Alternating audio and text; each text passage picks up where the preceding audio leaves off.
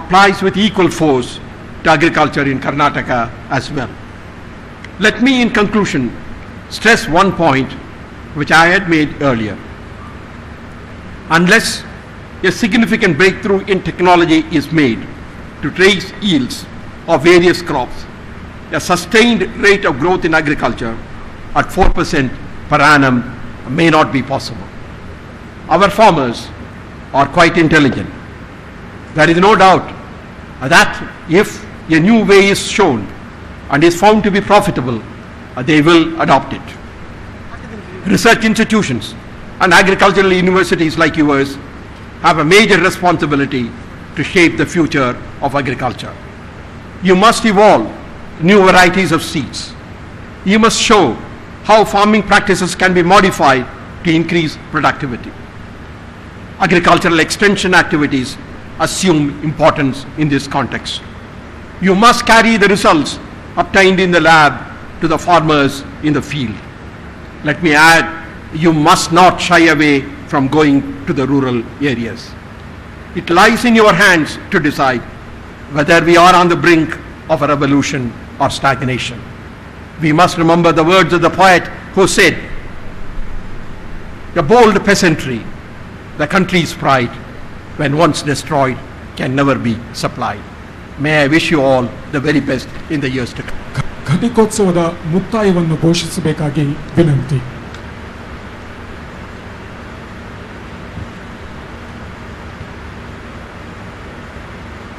Dissolve the convocation.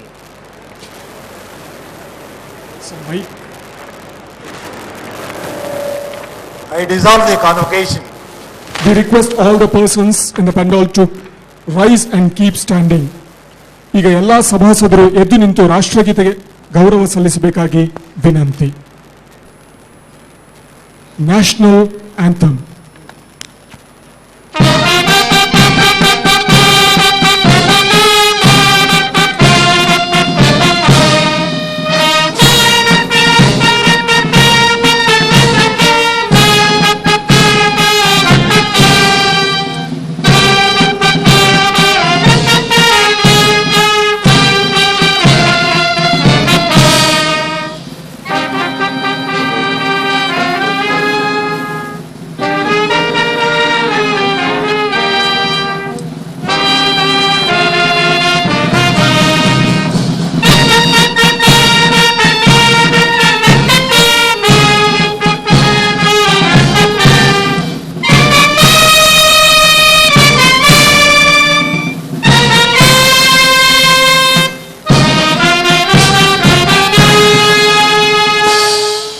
The procession will reform. All the candidates and invitees are requested to remain standing. ದಯವಿಟ್ಟು ಎಲ್ಲರೂ ನಿಂತಿರಬೇಕಾಗಿ ವಿನಂತಿ.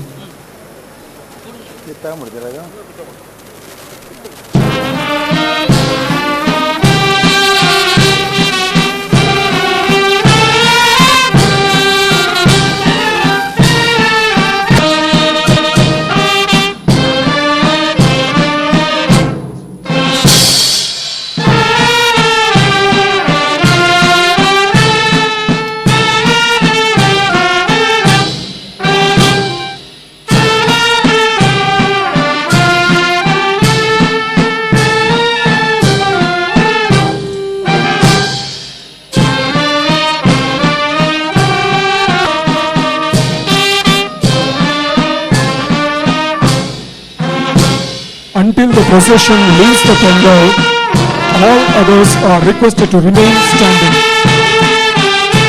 ಘಟಿಕೋತ್ಸವದ ಮೆರವಣಿಗೆ ಸಭಾಂಗಣದಿಂದ ನಿರ್ಗಮಿಸುವ ನಂತರ ಪದವೀಧರರು ಕೊನೆಯಲ್ಲಿ ಇತರೆ ಎಲ್ಲ ಆಹ್ವಾನಿತರು ಸಭಾಂಗಣದಿಂದ ನಿರ್ಗಮಿಸಬಹುದಾಗಿದೆ.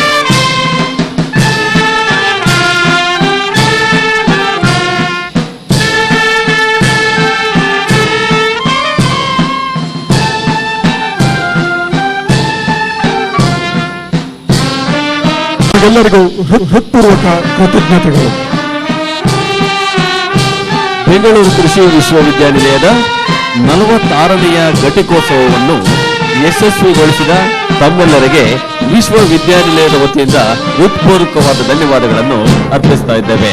ಇದೀಗ ಚಿನ್ನದ ಪದಕ ವಿಜೇತರು ಮಾಧ್ಯಮ ಪ್ರತಿನಿಧಿಗಳಿಗೆ ಸಂದರ್ಶನ ಕೊಡಲು ವೇದಿಕೆ ಮುಂಭಾಗಕ್ಕೆ ಆಗಮಿಸಬಹುದಾಗಿದೆ.